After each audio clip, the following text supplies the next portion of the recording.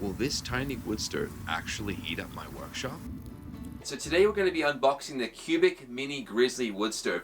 I've wanted this thing for years. I've seen it all over YouTube, in RVs, cabins, all over the place, and I've always wondered, can this thing heat my wood shop in the middle of winter in British Columbia where it gets really cold? Well, today we're going to unbox the stove, we're going to give it its first burn, and we'll see, is this thing good enough to warm up this shop?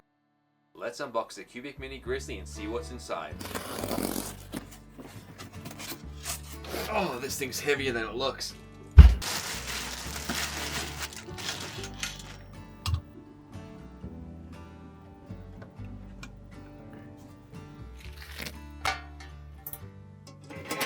The base is now complete, and now we're going to attach the stove to it. As you can see, I've got the stove fully assembled now with the base. Now I'm going to go ahead and unbox some of the accessories that I got for it so you can kind of get an idea of what's possible with these little stoves. Inside the box I have an eco fan, and it was actually cheaper from Cubic Mini than it is from Amazon. I've got a bunch of flue pipe and hardware, chimney cap, but I'm most excited about these. Look at these tools. These are made for the Cubic Mini, so they fit inside the firebox when you're tending the fire and cleaning the fire.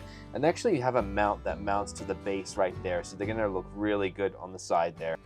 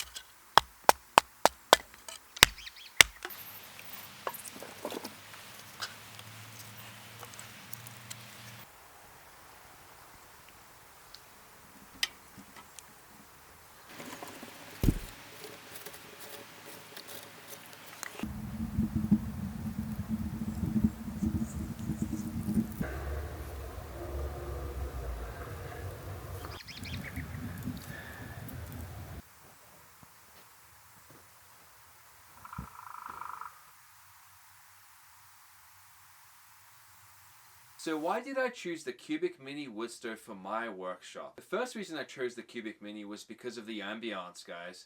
I love a wood fire, I love the crackle. I have a wood stove in my house, so I know what it's like, and I know how good it feels to have a wood stove burning next to you while you're working away. The second reason I chose a wood stove is because I basically have free fuel. I collect a bunch of wood during the summer for my house, so I can just use a little bit of that wood in here, keep it warm, and it's basically a free fuel source. The third reason is all I need is wood. I don't need anything else. I don't need electricity. I don't need solar. When everything else fails, my wood stove is going to keep me warm. So we did the full unboxing. We did the first burn. Next, we're going to cut a hole in the roof. We're going to fully install the wood stove. Then we're going to test it against the diesel heater. We're going to see how they compare to each other and how they complement each other as part of a heating strategy. So there's a lot more content coming out that I'm sure you'll love. So feel free to subscribe and follow along. Take care.